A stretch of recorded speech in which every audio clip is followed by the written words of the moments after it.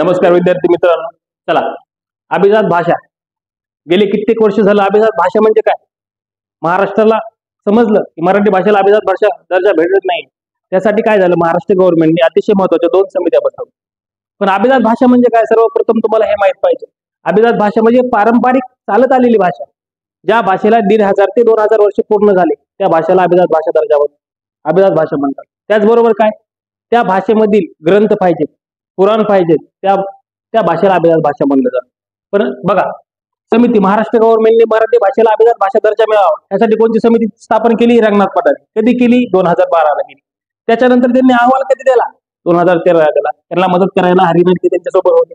त्याचबरोबर अतिशय महत्त्वाचा दिवस अभिजात भाषा पाठपुरावा समिती। विचारू शकतात अभिजात भाषा समिती कोणची होती, अभिजात भाषा पाठपुरावा समिती कोण होती? ज्ञानेश्वर मोदीचे अध्यक्ष होते। त्याचबरोबर पुढचं काय, अभिजात दर्जा असणाऱ्या पूर्वीच्या भाषा किती होत्या?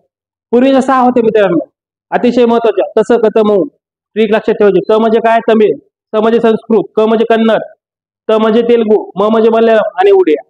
अतिशय महत्वाचे 3 ऑक्टोबर 2024 मराठी माणसांसाठी सुवर्ण दिवस।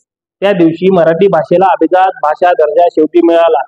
गेले कित्येक वर्ष झालं मराठी भाषेला अभिजात भाषाचा दर्जा नव्हता, पण शेवटी मिळाला। अतिशय महत्वाची गोष्ट आहे मित्रांनो, लक्षात ठेवा। पण फक्त मराठीला भेटला का? नाही, त्याचबरोबर आणखी 4 भाषेला दर्जा भेटला।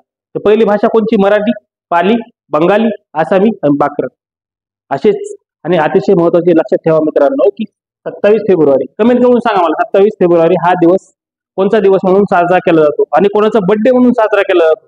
असेच व्हिडिओ नवीन पाहण्यासाठी आमच्या चॅनलला लाईक करा, सबस्क्राईब करा आणि शेअर करा। धन्यवाद।